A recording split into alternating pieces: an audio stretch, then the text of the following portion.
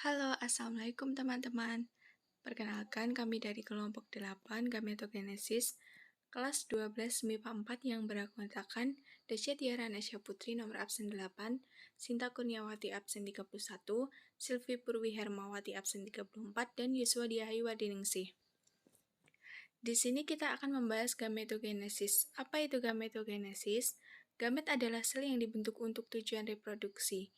Gametogenesis dibagi menjadi dua, yaitu spermatogenesis yang terjadi pada pria dan oogenesis yang terjadi pada perempuan. Yang pertama terdapat spermatogenesis, merupakan pembentukan spermatozoa atau sperma pada pria, terjadi di testis atau tuba seminiferus. Di dalamnya terdapat spermatogonium dan dimulai pada saat masa puber. Proses ini dapat menghasilkan kurang lebih 100 sampai 400 juta per hari. Pematangan ini dipengaruhi oleh hormon testosteron. Proses spermatogenesis. Spermatogonium berkromosom diploid atau 2N dan mengalami perbanyakan secara mitosis. Ciri khasnya adalah jumlah kromosomnya identik atau sama dengan sel induknya. Akan menghasilkan spermatosit primer, mengalami pembelahan secara mitosis sehingga kromosomnya masih sama yaitu diploid atau 2N. Selanjutnya akan mengalami pembelahan secara meiosis. Diawali dari meiosis 1 membentuk 2 spermatosit sekunder. Di sini terjadi pengurangan kromosom 2N menjadi N.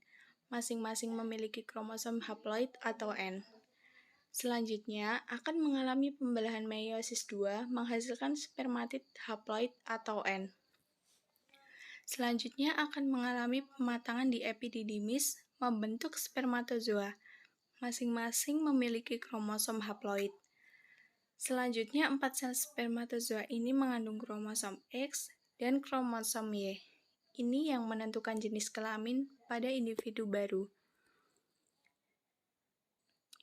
Struktur pada sperma yaitu terdapat akrosom, nukleus, sentriol, mitokondria, dan ekor.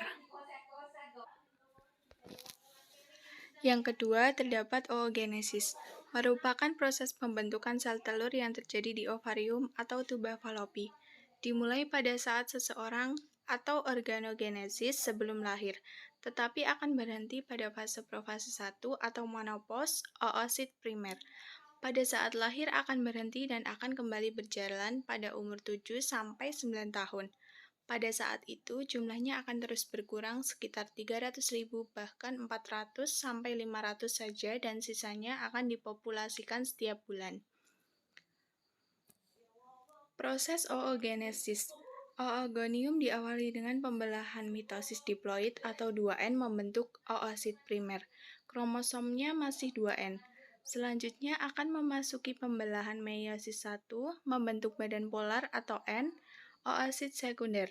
Badan polar tidak akan dilanjut ke meiosis 2 tetapi yang dilanjut adalah oosit sekunder yang nantinya akan dibuahi atau mengalami fertilisasi di tuba Fallopi.